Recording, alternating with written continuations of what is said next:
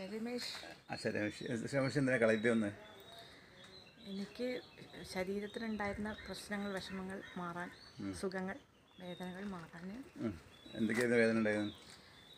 അതൊരു വേദന മാത്രമായിരുന്നില്ല എനിക്ക്, തല മുതൽ പാദം വരെയുള്ള വേദനകളായിരുന്നു. അതിന് വേരോടെ പിഴുത് കളഞ്ഞു എന്ന്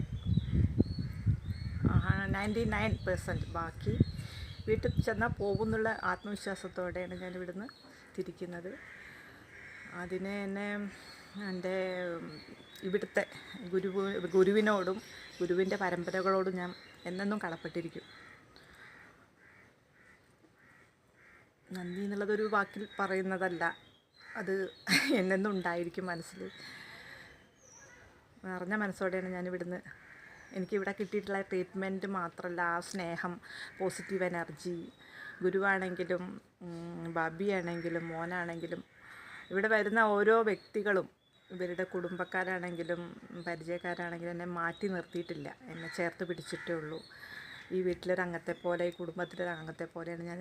24 ദിവസമായി എന്നുള്ളത് എനിക്ക് ചിന്തിക്കാൻ പോലും പറ്റുന്നില്ല. 24 ദിവസമായോ എന്ന് ഞാൻ വീണ്ടും ഞാൻ എന്നോട് തന്നെ ചോദിക്കുകയാണ്.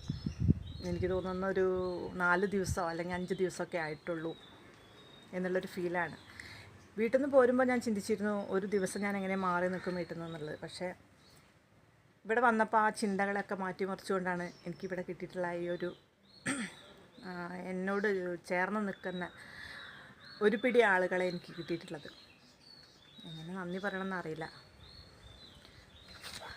Thank you.